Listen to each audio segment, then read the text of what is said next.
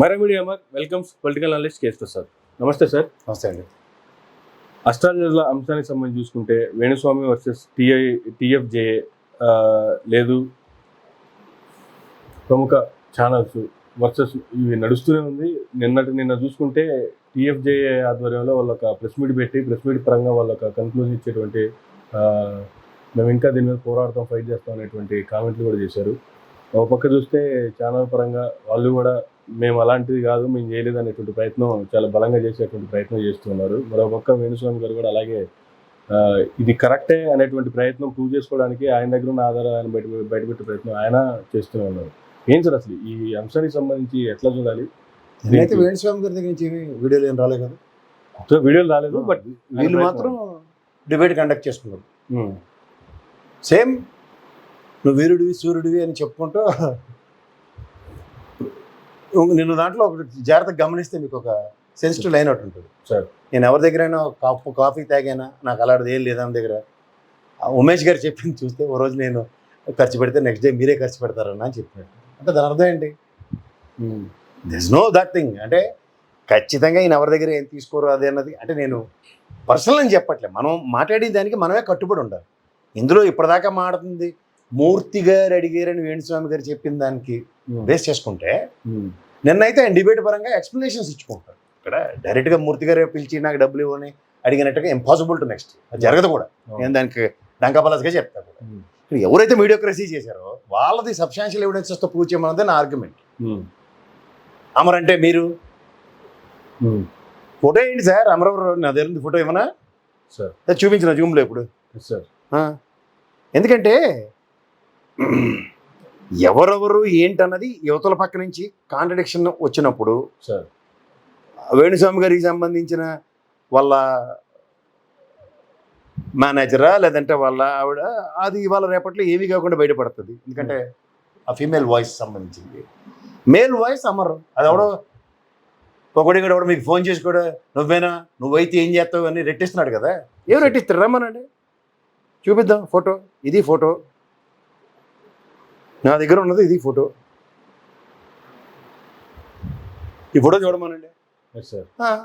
ఏముంది ఇందులో? ఇది ఈయన కాదు, అవును ఈయనైతే ఏంది? ఈయన ఆ పరంగా నెగోషియేట్ చేయడంలో మూర్తి గారి పేరు వాడినతో పాటు ఇంకా పెద్ద పెద్ద వాళ్ళందరి పేర్లు వాడాడైనా వాడినతో పాటు ఉమెన్ కమిషన్ కూడా ఇట్స్ ఆల్ మేనేజబుల్ షో అని చెప్పారు.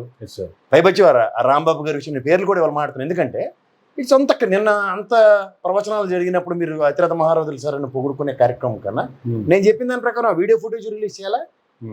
This gentleman is happen to with X TV5 ఆయన మీరు మాడలేదని అమర్ గారితో మాటిస్తే అయిపోద్ది. నేను కాదు సార్, నా వాయిస్ ఆవిడ మాడ్యులేషన్ చేసాడో నేనా తేలితే కదా 2 నిమిషాల్లో. ఎందుకు ఈ చుట్టూ డొంక తిరుగుడు వ్యాపారాలు?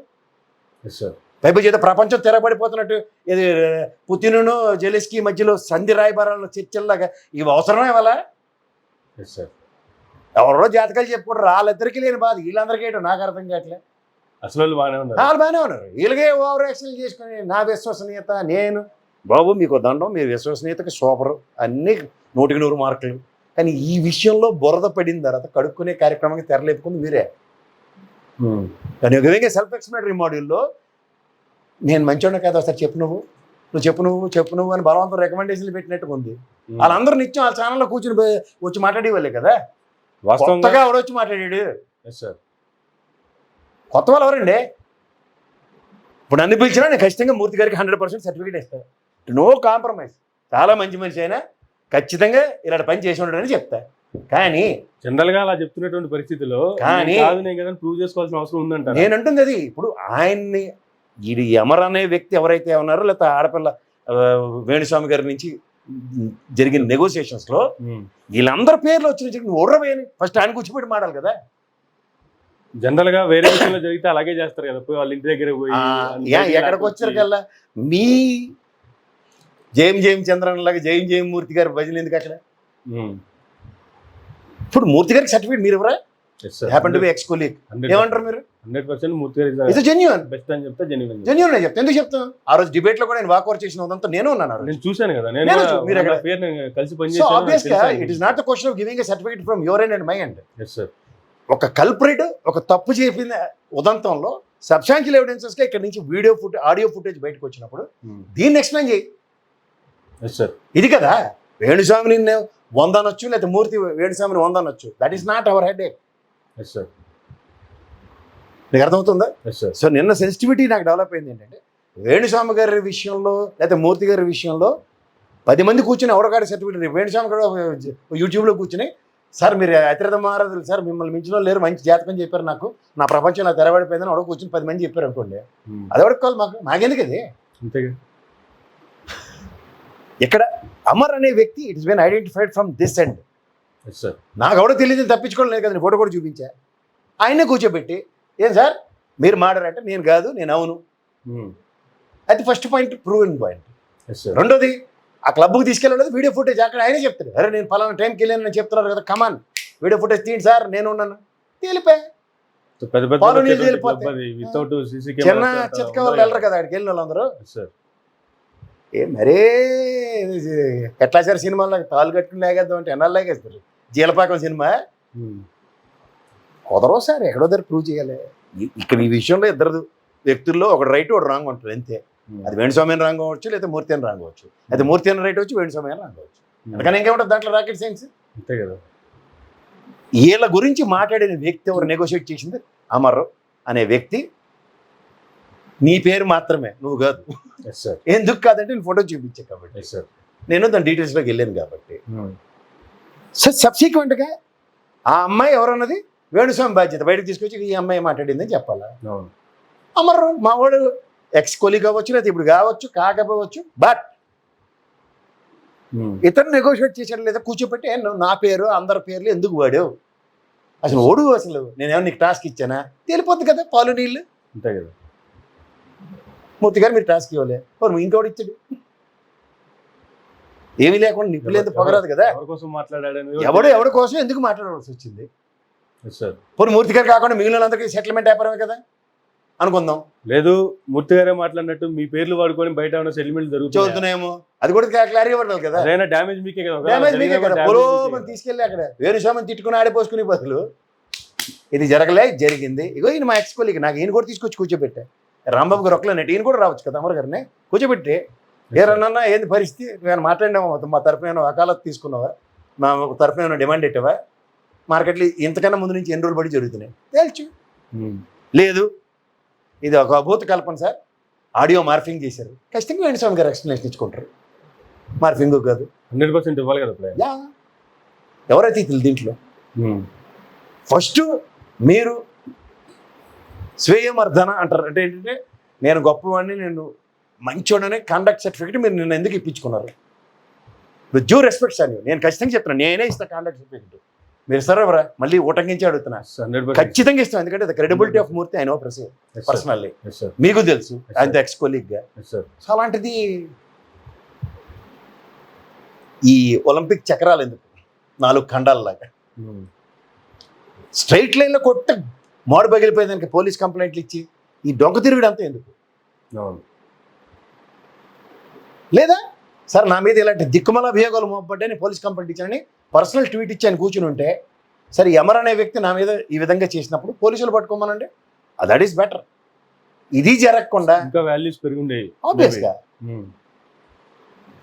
నిన్న కూర్చున్నా రజనీ గారు కానీ, అడుచుమల్లి శ్రీనివాసరావు గారు కానీ, నెక్స్ట్ ఉమేష్ చంద్ర గారు కానీ, పాతూరు నాగభూషణం గారు, ఈ నలుగురు ఆ ఛానల్లో రెగ్యులర్ కస్టమర్స్, అంటే ఐ మీన్ రెగ్యులర్గా డిబేట్లో పార్టిసిపేట్ చేసేవారు. మూడోది వీళ్ళు మూర్తి గారి క్రెడిబిలిటీని మనకన్నా ఎక్కువ బాగా పొగిడే బ్యాచ్ ఆబ్వియస్గా, ఎందుకంటే వాట్ సైడ్ ఆఫ్ లైన్ ఈ టేక్స్ అన్న. ఈవెన్ బీజేపీ పరంగా కూడా ఉన్న పాతూరు నాగభూషణం గారు 100 మార్కులు వేస్తారు ఆయన. నేను మూర్తి గారు బీజేపీని అటాక్ చేసినా సరే, బట్ ఇది కాదు కదా నాకు కావాల్సింది. మూర్తి గారు విశ్వసనీయత ప్రపంచం అందరికీ తెలిసిన తర్వాత మళ్ళీ విశ్వసనీయత ఇదేమైనా చేత అగ్ని పరీక్షలు ఎడితే మీరు మంచివారని అందరు చెప్తున్నప్పుడు నేను మంచివారిని ప్రూవ్ చేసుకోవాల్సిన అవసరం అయితే లేదు కదా. అది కానీ కాదు, మీరు మీ నాయుడు గారిని పొగిడించుకునే కార్యక్రమానికి, నెక్స్ట్ మీ సంస్థ యొక్క విశ్వసనీయతని చెప్పుకోవడానికి లైవ్ డిబేట్లు కాదు కదా. This is the blame which has come to your end ఆ బ్లేమ్ని ఎలా రూపుమాపాలి, సింపుల్ సొల్యూషన్స్, అంతకనే వెళ్ళదు. వాస్తవంగా ఇవన్నీ తెలియక చేస్తున్నారు అనుకోవాలా, లేదంటే అంత సీనియర్ జర్నలిస్ట్ అయినప్పటికీ అంతమంది సీనియర్ అడ్వకేట్లు కూర్చున్నప్పటికీ కూడా ఇలాంటి డిబేట్లు లేదంటే దాన్ని ప్రొలాంగ్ చేసేటువంటి పరిస్థితులు జరుగుతున్నాయంటే ఎట్లా చూడాలి సార్ అసలు? కాన్సెప్ట్ డిజైన్ అయిపోతే ఏమవుతుందండి, ఈరోజు భజన కార్యక్రమం, నిన్న తిట్లు దండకం, మొన్న అతిరథ మహారథులు తీసుకొచ్చి అటాకింగ్ కార్యక్రమం, ఇవి డిజైన్డ్. ఓకే, దీంట్లో ఏమవుతుంది, ఇప్పుడు డైలీ సీరియల్ వెళ్ళిన మనందరికి కూర్చుంటే తెలుస్తుంది. కానీ సీరియల్ ఎన్ని ఎపిసోడ్లు నడిస్తే అలాంటి దానికి తెరలేపారు. ఓకే, ఏదో ఒక సీరియస్ టాస్క్ నడుస్తుంది స్టేట్లో, దాన్ని పక్కదారి పట్టించడానికి దరిద్రం తీసుకొచ్చి ఎత్తికెట్టారు. ఓకే, కాబట్టి చూసుకోండి, ప్రజలంతా ఈ ఇష్యూ వైపు పక్క టర్న్ అవ్వాలని వీళ్ళు ఏంటంటే మోడస్ ఆఫ్ ఆపరెంటే చాలా స్ట్రాటజికల్గా ఉంటాయి. ఒకటి అనవసరంగా కూనరాగం పాడుతుంది, దానికి దీర్ఘాలాపన చేసుకుంటూ తిరుగుతూ ఉంటారు. అది ఏంది, ఒక ఇష్యూని, మెయిన్ ఇష్యూని పక్కదారి పట్టించడానికి చేస్తున్న గిమ్మిక్ ఇది. ఓకే, మెయిన్ స్ట్రీమ్ మీడియా ఎత్తుకుంది అనుకోండి, ఇప్పుడు 100కి 90 మంది వాళ్ళ టీవీలో కూర్చుని మాట్లాడే వాళ్ళు 90 మంది చెప్తున్నారు దగ్గర పేపర్లు చదివే మాట్లాడతారు. ఓకే, విషయ రంధ్ర అన్వేషణ ఏది ఉండదు. ఆ రాశాడు, వీళ్ళు చదివారు, దాని మీద డిబేట్, అది కంటిన్యూ అయిపోతుంటారు. పూర్వపరాలు, వాస్తవాలు, ఇతిగతులు ఏవి పట్టించుకోరు. అంచేత పక్కదారి పట్టించడానికి ఇది ఏదో స్ట్రాటజికల్గా మూవ్ తీసుకొచ్చారు. ఓకే, అదేంటది, అందుకే దీని మీద సీరియల్ ఇవాళ కూడా ఎపిసోడ్ నడిచిందంటే మాత్రం SSme.com ఏది ఏదో ఉంది, పూర్ణకుంభం ఏదో పెట్టారు దుకాణం అని అర్థం. ఓకే, చూద్దాం సార్ ఏం జరుగుతుంది, ఏం జరగబోతుంది, అసలు దేనికోసం ఇంత నడుస్తుంది. ఏమీ లేదండి, మీకు సింపుల్ చెప్పాలంటే చూడడానికి ఏం లేదు ఇందులో. మెషిన్లు లెక్క పెట్టమంది, లెక్క supreme court directions, high court directions, Balineni గారి ఇష్యూ నడుస్తుంది. ఇందులో అవుట్కమ్ ఎక్కడ డిరైవ్ అవ్వదు, కానీ ఒక ఇష్యూని సబ్మిస్ చేయడానికి, ఓకే, ఒక ఈ పోలింగ్ డబ్బాల్లో జరిగిన అవకతవకలు విపరీతమైన చర్చనీయాంశం రాష్ట్ర వ్యాప్తంగా జరుగుతుంది అనుకోండి, మొత్తం ఛానల్ అనేవి పగబట్టి చెప్తున్నారు అనుకోండి, ఆ సెట్ ఆఫ్ ఛానల్ మాత్రం చేయట్లేదు. చూసుకొని కావాలంటే సానుభూతి పరుల ఛానళ్ళు అది తప్ప మిగిలిన డిస్కషన్స్ నడుస్తున్నాయి. సో ఇవి ఎప్పుడైతే నెత్తికి వాచే కార్యక్రమంకి వస్తుంది, ఇప్పుడు మీడియా ఎత్తుకుందంటే దీర్ఘ సుమంగళి బాబా సినిమాయే కదా, అది ఎత్తుకోకుండా ఆపుతున్నారు. చూసుకోండి కావాలంటే వాస్తవంగా చూసుకుంటే కూడా సార్, నాకు 3 years 4 years నుంచి టచ్లో లేని వాళ్ళు కూడా ఈ వీడియో చూసిన తర్వాత అమర్ గారు మీరు చాలా ఫేమస్ అయిపోయారు ఒక రాత్రిలో అని చెప్పి రకరకాల ఫోన్లు వస్తున్నాయి సార్. అంటే ఎంత ఇంపాక్ట్ చూపిస్తుందనే దాని గురించి చెప్తున్నది. నాకు వచ్చిన ఫోన్లని చెప్పాలని విషయం ఇది కాదు, ప్రజల్లో ఇంపాక్ట్ గురించి చెప్తున్నా. నేను మీరు ఆ ఫోటో వేస్తే అయిపోయి ఉంది, నేను గదరా బాబు అని చెప్తున్న తర్వాత కూడా ఎప్పుడైనా సరే ఏడదాడ కడుక్కుని నెక్స్ట్ డే రెడీగా ఉండాలి తప్ప, మళ్ళీ నెక్స్ట్ డే కూడా అదే బురద కడుక్కునే కార్యక్రమంకి వస్తే 2 టర్మ్ ఎలక్షన్స్ చూశాను. వాళ్ళు బురద కొడితే తెలుగుదేశం కడుక్కోలేక వచ్చింది 5 ఏళ్ల పాటు, తెలుగుదేశం బురద కొడితే వైఎస్ఆర్సీపీ బురద కడుక్కోలేక వస్తుంది. ఈ స్ట్రాటజీ ఎప్పుడైతే ఆప్ చేశారో ఇదే స్ట్రాటజీ నీకైనా నాకైనా ఎవరికైనా అదే ఆప్ చేస్తున్నారు. అంచేది నేను చచ్చినా కడుక్కోను, అదే బురదతో నిలబడి ఈ బురదలోంచి దరిద్రం ఇదే కొట్టుకోండి అని మాట్లాడాలి అంతే. కడుక్కోవడం మొదలు పెడితే కడిగిస్తూనే ఉంటారు రోజు. అంచేది attack is the best defence. Okay, మనం తగ్గామా మనం తల తీసేస్తారు. ఎందుకంటే it is a war between right and wrong. I may be wrong, I may be right, but it is my duty to prove my point. అంతే కదా, this is the battle. ఇది జర్నలిజంలో ఉంటుంది. అదే నేను నమ్మిన సిద్ధాంతం నువ్వు కట్టుబడి అది ఎండ్ దాకా తీసుకెళ్ళగలిగాను. ఫ్లవర్ ఏమో ఎంతకన్నా ఇంకేముండదు దీంట్లో. కానీ నమ్మిన సిద్ధాంతానికి డైల్యూట్ అయితే మాత్రం నిన్ను ఖచ్చితంగా చంపేశారు మానసికంగా. ఇది నేను గ్రహించింది.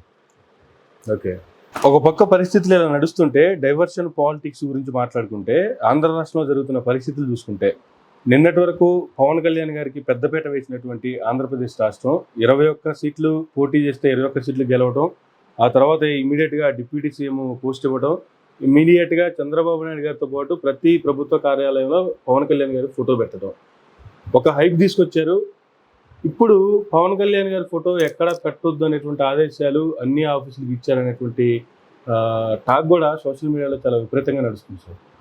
కేవలం జనసేన పార్టీ నుంచి గెలిచినటువంటి 21 మంది ఎమ్మెల్యేల్లో ఇంకొక మంత్రి పదవి తీసుకున్నటువంటి కందుల దుర్గేష్ గారి ఆఫీస్లో మాత్రమే పవన్ కళ్యాణ్ గారి ఫోటో ఉందంట. మిగతా ఆఫీసులో ఏ ఆఫీసులో కూడా పవన్ కళ్యాణ్ గారి ఫోటో లేదంట. ఏ మంత్రుల పేషీల్లో కూడా పవన్ కళ్యాణ్ గారి ఫోటో పెట్టుకోవట్లేదు, తీసేశారు అనేటువంటిది వస్తున్న కథనాలు. ఏం సార్ అసలు ఈ కథనాలు వెనక వాస్తవం ఉందంటారా? ఇప్పుడు మీకు వాస్తవానికి మనం ఎనీ మినిస్టర్స్ క్యాబిన్స్ అన్ని మనం టీవీలో అట్లా చూస్తున్నా సరే పవన్ కళ్యాణ్ గారి ఫోటో అయితే లేదు. కొన్ని పేజీలు కనిపిస్తున్నాయి, కనిపించలేదు, ఫోటో కనిపించలేదు పవన్ కళ్యాణ్ గారు పేషీల్లో. ఓన్లీ కందుల దుర్గేష్ గారు అయితే పెట్టుకున్నారు అండ్ పార్టీ ఇది కాబట్టి. And apart from that most of the ఆఫీసెస్లో కింద గ్రౌండ్ లెవెల్లో కూడా మాకు జీవో లేదండి, వీఆర్ నాట్ సపోజ్ టు అన్నది ఫుడ్ డౌన్ చేస్తున్నారు. అండ్ నేను ఇవాళ నుంచి చెప్తున్నా సార్, మీరు రోజుకోండి డౌన్ ద లైన్ 3 to 4 monthsలో సార్ ఒక ఉవ్వెత్తున ఒక పెద్ద ఉద్యమం స్టార్ట్ అవుతుంది. ఓకే, సామాజిక వర్గ పరంగా. ఎందుకంటే అధికారం అన్నది ఎలా ఉంటుంది అంటేనండి సార్, ఇక్కడ ఈ ఎలక్షన్ క్లియర్గా అందరికీ తెలిసింది ఏంటంటే పవన్ కళ్యాణ్ గారు అనే వ్యక్తి ఒక వైటల్ రోల్ ప్లే చేయకపోతే ఈరోజు ఎన్డీఏ కూటమి ఇక్కడ రాకపోయి ఉంది. అండ్ ఎన్డీఏ కూటమి ఇవాళ జాతీయ స్థాయిలో కూడా ఈ స్థాయిలో సపోర్ట్ సిస్టమ్ కూడా is become a big instrument. నేను ఒకసారి చాలా విశ్లేషణ కూడా చెప్తున్నాను. నేను ఒక టైంలో ఆయన మాట్లాడుతూ కార్యకర్తలతో కనీసం కుమారస్వామి లాగా మనకు రోల్ ప్లే చేసే అంత వెసులుబాటు కూడా లేదు. If I can get these అంటే కింగ్ మేకర్ అని. బట్ స్టేట్లో అన్ఫార్చునేట్లీ ఆయనకు వచ్చిన 21 seatsతో కింగ్ మేకర్ రోల్ లేదు. సో కింగ్ మేకర్ రోల్ లేని దగ్గర కింగ్ మేకర్ సీన్ క్రియేట్ చేయబడింది. కానీ ఎక్కడ జాతీయ స్థాయిలో ఎన్డీఏ కూటమి అన్న దగ్గర. So along with Pawan Kalyan గారు బీజేపీ అండ్ తెలుగుదేశంతో ఇవాళ అక్కడ కోalition గవర్నమెంట్లో వైటల్ రోల్ దగ్గర 21 స్థానాలు ఇచ్చి సపోర్ట్ చేస్తున్నారు.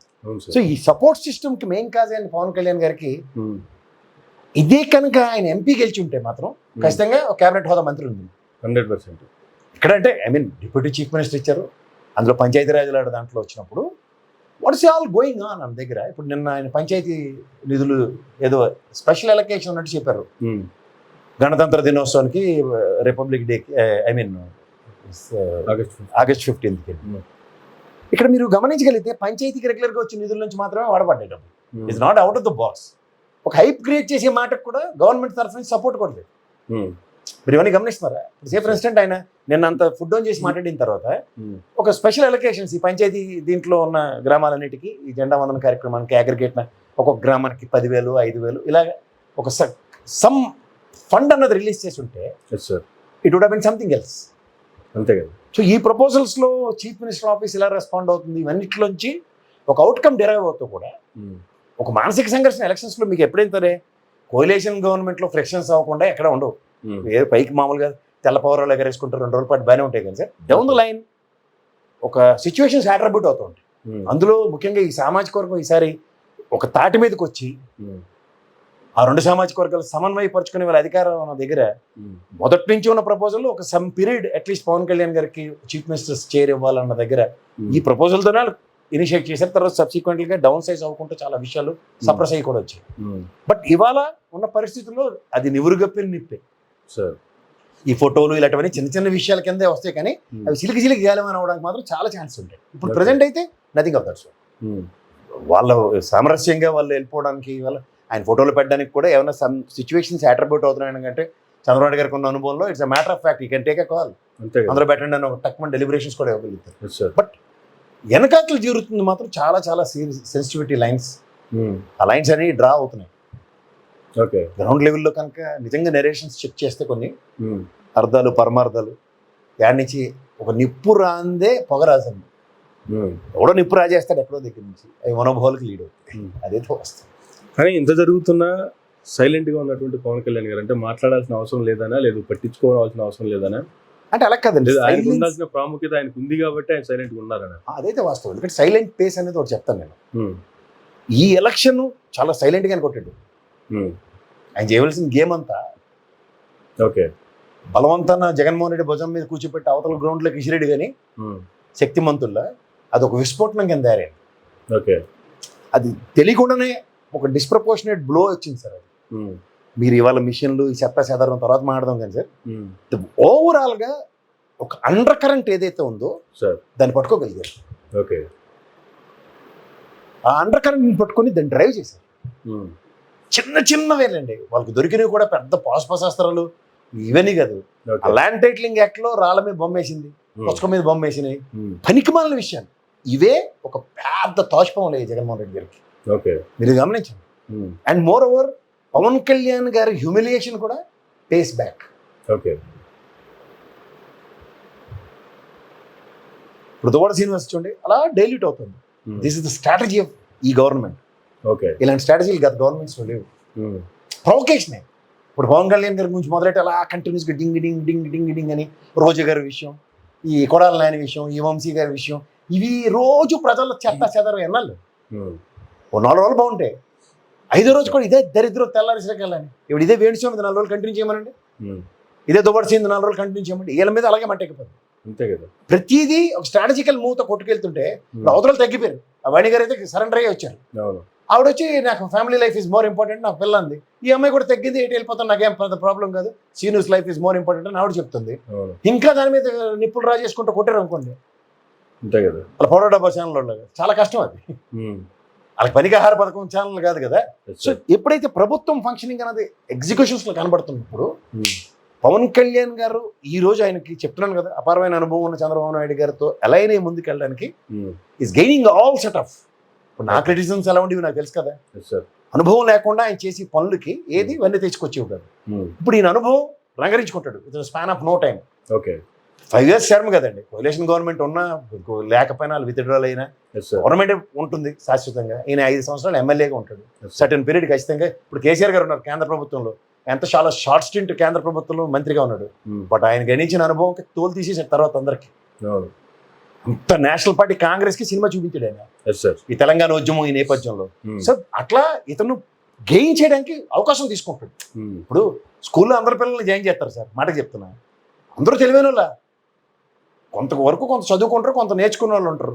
అలా ఇంకొక ఆపర్చునిటీ క్రియేట్ అయింది. ఆ క్రియేట్ చేసి ఇచ్చింది ఎవరు అన్నది చూసుకుంటే అది మళ్ళీ జగన్మోహన్ రెడ్డి గారు. ఓకే. లేను రోజు సూది అంత చిన్న సూది కొట్టుకొచ్చి పొడిచి పొడిచి పొడిచి కోతిపూడి బ్రహ్మరాక్షస్ చేసింది. రోజు గుండుసూదే కదా అలాగే పొడుస్తున్నాను అనుకుంటాడు. ఆ గుండుసూది ఒకే దగ్గర పొడుచుకుంటూ పొడిచి పొడిచి పొడిచి పొడిచి ఎంత పుండు చేసాడు ఆయనకి. ఓకే. అది రాచపుండు. రాచపుండికి మర్యాద ఉంటుంది, రమణస్వామి సిద్ధాంతమే. అది అలా కారణం దానికి నాకు సంబంధం లేదని ఇవాడైనా. అలా పవన్ కళ్యాణ్ ఏం చేశాడంటే హ్యూమిలియేషన్ కమాన్ అన్నాడు, అగ్రెసివ్ నోటు చూపించాడు, చెప్పులు తీసాడు. ఇవన్నీ ఎక్కడికి లీడ్ అవుతున్నాయో చూసుకున్నాడు. ఎంతసేపు యుద్ధానికి మా వాళ్ళే వస్తారు కానీ బయట రాడు, అది వాడు తెలిసిపోయింది ఆయనకి. పాపం గొంతెట్టుకుని పేరునని అంబటి రాంబాబు పడేవారు. అయితే ఏమీ తెలియని రోజా ఈ ముగ్గురితోనే యుద్ధం ఉండేది ఆయన మీద. ఇది ఎప్పుడైతే మీకు అవతలోడు అటాక్ ఏమి ఇస్తాడో ముందే తెలిసిపోతుంది కదా. మనం బరం సగం మళ్ళీ ఇష్టమే తెలుసా మీకు. ఓకే. ఇప్పుడు ముద్రగడ గారి గేమ్ కూడా కనబడుతుంది ఒక పక్కన. ఓకే. ఇప్పుడు సాధారణంగా ఇంట్లో పెద్ద మనిషి లేదా పెద్ద మనిషి స్థాయికి వెనకాతలు ఎన్ని ఉన్నాయి అన్నది గమనించుకోగలిగితే ముద్రగడ గారి ఆయుధంతో ఇలా నిలబడిపోదాం బాహుబలి అనుకున్నాడు జగన్మోహన్ రెడ్డి. ముద్రగడ గారి ఆయుధం నిర్వీర్యమైంది సామాజిక వర్గ పరంగా. సో అవన్నీ ఈక్వేషన్స్ ఎటుపక్క లీడ్ అయ్యి it all roads leads to Rome అన్నట్టు అవన్నీ పవన్ కళ్యాణ్ పక్క డైవర్ట్ అయిపోయింది. అరే మనవాడు ఒక అవకాశం వస్తే ఇంతమంది ఎదురుదాడి చేస్తారు అగ్రకులాల వాళ్ళు అన్నది నోటిఫై అయిపోయింది ఆయనకి. ఇటు చూసినా వీళ్ళు హ్యూమిలియేషనే, అటు చూసినా వాళ్ళు హ్యూమిలియేషనే. ఒక రెడ్డి కమ్మ సామాజిక వర్గం రెండు తీసుకోండి, ఇటు నుంచి అవహేళన జరుగుతుంది, ఇటుపక్క ఇదే జరుగుతుంది. కానీ ఇక్కడ ఒక ఆపర్చునిటీ క్రియేట్ అవుతుంది. మీకు అర్థమవుతుందా? రాజకీయంలో అవకాశం కోసం ఎదురు చూసి కూడా మొగాడు. ఇప్పుడు పివి నరసింహరావు గారు ఉన్నారు, మహానుభావుడు. ఎవరికి అసలు అవుట్ ఆఫ్ ద బాక్స్ ఈ ఎమర్జెన్సీ యాజ్ ఎ లీడర్. అప్పటిదాకా ఇందిరాగాంధీ గారి మనల్ని పొందిన ఒక గొప్ప మేధావి ఆయన. కానీ ఆయనకి అవకాశం కాంగ్రెస్లో ఇంకొక ఆప్షన్ లేక ఎక్స్ప్లోర్ అయింది. ఎవరు లేరు ఆయన వెనకాతలు, ఆయన ఏమంటారు వాడు ఏదైనా హ్యాండిల్ చేసి వచ్చి అనుకున్నారు. బట్ అది glass bottle handle with care అని ఏకు మేకే దేశ రాజకీయాలను ఒక మలుపు తిప్పి దశ మార్చిన మానవుడైనా. అలా పవన్ కళ్యాణ్కి కూడా ఏంటంటే మనం ఇక్కడ సప్రెషన్లోంచి మనకు ఒక ఆపర్చునిటీ క్రియేట్ అవుతుంది. వీళ్ళు ఏం తక్కువ కాదు, వాళ్ళైతే డైరెక్ట్గా ఎలా అటాక్ చేస్తారు. గతంలో మనకి ఇంతే హ్యూమిలేషన్ ఇటు నుంచి ఉంది. కానీ ఇప్పుడు చూడు హాలహాలం చిలుకుతున్నప్పుడు ముందు అమృతం వస్తుంది, కానీ ముందు విషం వస్తుంది. విషం 5 ఏళ్ళు ఏళ్ళతోనే భరించాం, విషం 5 ఏళ్ళు ఏళ్ళతోనే భరించాం, తర్వాత వచ్చి అమృతమే. అది కొట్టాడు జాక్పాట్ పవన్ కళ్యాణ్. ఇది గమనించారా మీరు? 10 ఏళ్ళు చిలికారు విషయాలు ఇద్దరు, లటక్కన అమృతం వచ్చింది పట్టేసాడు, జాక్పాట్ అతను కొట్టాడు. 21 మంది ఎవరో కూడా సగం మంది తెలియదు. మీకు అర్థమవుతుంది సార్. ఇలా ఆపర్చునిటీ ఎప్పుడైతే ఎస్టాబ్లిష్ అవుతుందో తదనంతర పరిణామాల్లో రాజకీయ ముఖ చిత్రాలే మారిపోతాయి. ఇప్పుడు లింగలింగమని 2 గెలిచాడు కుమారస్వామి, పటక్కన కేంద్రంలో బంగారం లాంటి పాదవ పెట్టేసాడు. ఏది ఇండస్ట్రియల్ మినిస్టర్, ఉక్కు మినిస్టర్. ఎంత కష్టపడి ఎంత సపోర్ట్ సిస్టమ్ ఇచ్చిన చంద్రబాబు నాయుడుకి ఏవియేషన్ మినిస్టర్ ఎవడు అదాని వెనకాల శాఖ బదిలీ చేసుకోవడానికి. మీకు అర్థమవుతుందా? సో ఇవి తప్ప జాక్పాట్ ఎక్కడ కొట్టాలి. మళ్ళీ అక్కడ కేంద్ర క్యాబినెట్లో కూడా తగ్గి చూపించాడు. ఇంత మోడీకి ఎంత నెగోషియేట్ చేసిన పవన్ కళ్యాణ్ గెలిచిన 3-4 సీట్ల నుంచి 2 సీట్ల నుంచో ఒక ఎంపీ మంత్రి తెచ్చుకోవడం ఎంతసేపు. బట్ మళ్ళీ అక్కడ కూడా వెయిటింగ్ ఉంది. ఎందుకు ఇక్కడ తెలియకుండా ఈ 2 పార్టీలు ఎడ్డిమాలో కల్లా ఆయనకు ఒక ఆపర్చునిటీ క్రియేట్ చేసి ఇచ్చారు ఇక్కడ. ఇప్పుడు థర్డ్ ఎమర్జింగ్ సిచ్యువేషన్స్ ఉన్నాయి. ఇప్పుడు కొంతమంది అటుమంట ఎక్కిపోయిన వాళ్ళు ఇటుమంట ఎక్కిపోయిన వాళ్ళు పవన్ కళ్యాణ్ అనే ఆప్షన్ ఎక్స్ప్లోర్ అయ్యింది వాళ్ళ స్టేట్లో నెక్స్ట్ ఎలక్షన్స్కి. ఇది the success story of Pawan Kalyan. ఇది ఎట్లీడ్ అవుతున్నాయి అన్న దగ్గర ఇక్కడ ఈ TV5 ఇలాంటి ఛానల్లో ఈ వేణుస్వామి ఇలాంటి చెత్తాచెదరాలన్నిటి మీద డిస్కషన్స్ పెట్టి దానికి ప్యాసిఫికేషన్స్ ఏమైనా మలం పట్టీలు జరుగుతున్నాయి అన్న దాని మీద ఆలోచించారు ప్రజలు. మీకు అర్థమవుతుందా? ఇది అసలు విషయాలు. కానీ కొసర విషయాల మీద చెత్తాచెదరం ఫోకస్ ఎక్కువ ఉంది. Right sir. ఒకసారి తాడిపత్రి విషయానికి వస్తే, తాడిపత్రిలో జరుగుతున్నటువంటి విధ్వంసం దాదాపుగా 3 నెలల తర్వాత పెద్దారెడ్డి గారు, కేతిరెడ్డి పెద్దారెడ్డి గారు తాడిపత్రికి రావడం, అక్కడ జరుగుతున్నటువంటి పరిస్థితుల్ని ఏ విధంగా చూడాలి సార్? ఏవి 2 కళ్ళు ఎట్టుకుని చూడండి, అలా అలాగే కొట్టుకొస్తూ ఉంటారు. పవర్ ఉన్నప్పుడు వీళ్ళు ఎరగబడిపోయారు, పవర్ పోయినప్పుడు పవర్ వచ్చినప్పుడు వాళ్ళు ఎరగబడిపోతారు. అంతేకాని శాంతి భద్రతలు రక్షించవలసిన బాధ్యత ఎవరిదని దాని మీద ఎవడు చర్చించరు సార్. అంతకని ఇంకెళ్ళేది దాంట్లో. ఏమవుతుంది?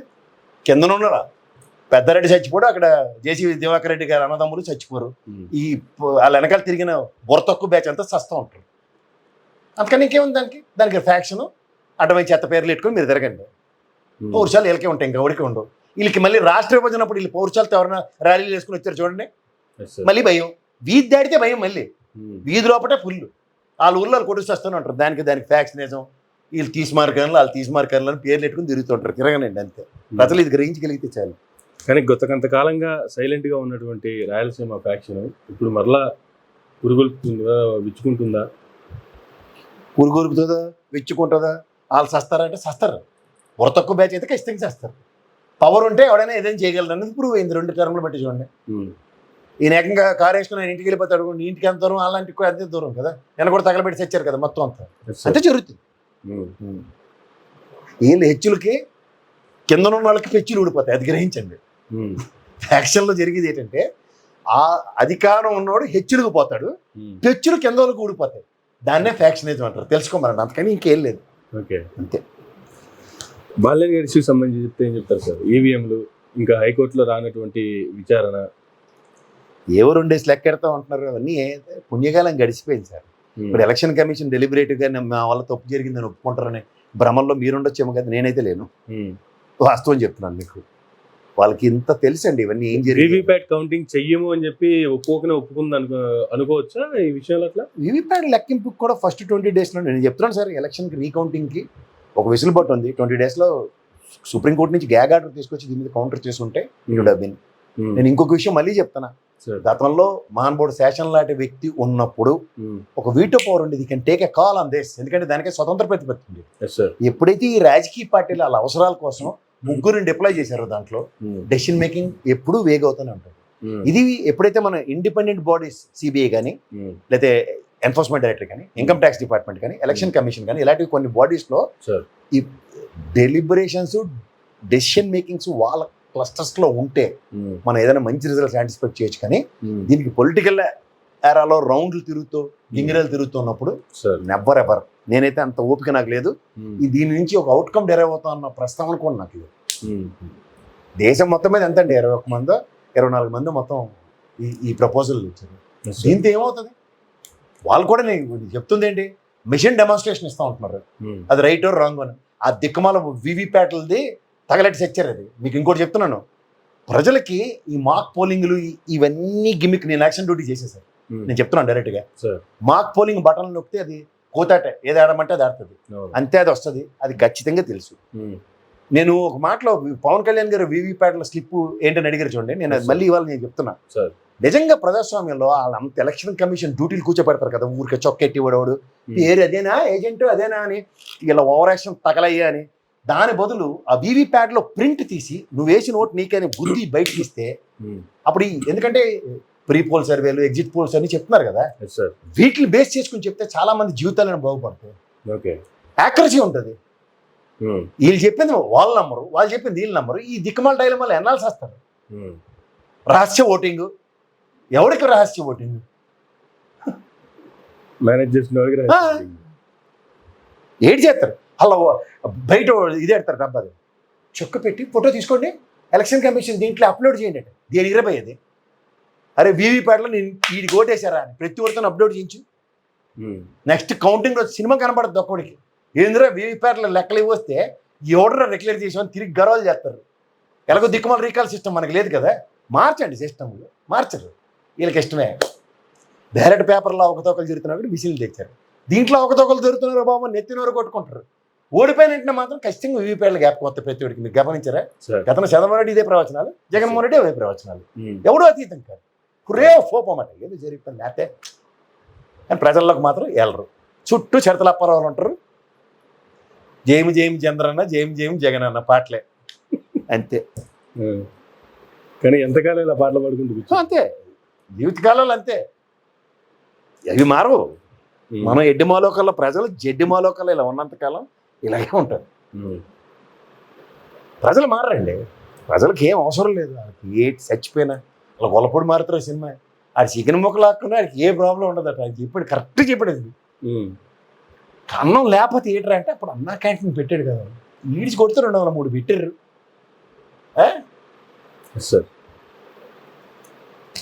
జరుగుబాటు అంత సుఖం లేదని ఒక సామెత చిన్నప్పుడు విన్నాను. అదే రాజకీయానికి 100% యాప్ట్. ఓకే, అంతే. అంతకన్నా. సో రీసెంట్గా తెలంగాణ హైకోర్టు రామోజీరావు గారి మార్గదర్శి సంబంధించినటువంటి ఎవరెవరికి ఫండ్స్ ఇచ్చారు, ఎవరెవరికి బాండ్లు ఇచ్చారు, ఎవరెవరికి రిటర్న్ చేశారు, అవన్నీ తెలంగాణ గవర్నమెంట్కి ఆంధ్రప్రదేశ్ గవర్నమెంట్కి సమర్పించాలని చెప్పి దాని మీద రిప్రజెంటేషన్స్ మళ్ళా ఫైల్ చేయాలని చెప్పి మాజీ ఎంపీ ఉండవల్లి అరుణ్ కుమార్ గారికి ఆయనకు కూడా ఒక ఆదేశం. కదండి, నాకు ఉండవల్లి అరుణ్ కుమార్ మార్గదర్శి ఈ బోగుని కబుర్లు ఎందుకు చెప్తారు సార్? డైరెక్ట్గా ఆర్బీఐ ఇంప్లీడ్ అయింది సార్. వీళ్ళు చేసేవి యదవ వేషాలు, పనికి మాలిన పనులు అని. మీకు అర్థమవుతుందా? ఇది ఒక ఇష్యూ. ఎందుకంటే అదే ఛానల్లో జింగి చికెన్ కదా సంస్మరణ సభలు అవన్నీ 75 కోట్లు పెట్టి చేసిన వాళ్ళు, ఘనకీర్తిని పొగిడిన వాళ్ళు కదా. వీళ్ళు ఈ విషయాలు ఎక్కడ డిస్కస్ చేయవలసి వస్తుందని లటక్కని వేణుస్వామి అటువంటి తీసుకొచ్చారు. ఇది ఆర్బీఐ ఇంత గడ్డెట్టి ఇది ఈ విధంగా చేయడం తప్పు అని సబ్స్టాన్షియల్ ఎవిడెన్స్ వస్తూ యాక్సెప్ట్ చేస్తూ ఇంప్లీడ్ అయింది. అంచేత రేపటి నుంచి సినిమా వేరేగా ఉంటుంది, వెండి తెర మీద చూద్దాం. ఇప్పుడు దీని గురించి ఎంత డిస్కస్ చేసినా కుల సంఘాలతో అటాకులు చేయించే పరిస్థితుల్లో ఉన్నారు కాబట్టి మనం ఏం మాట్లాడిన టైం వేస్ట్. ఆల్రెడీ ఉండవల్లి గారు పోరాడుతున్నారు, చాలామంది ఎవరి లెవెల్లో వాళ్ళు అటాకులు చేస్తూనే.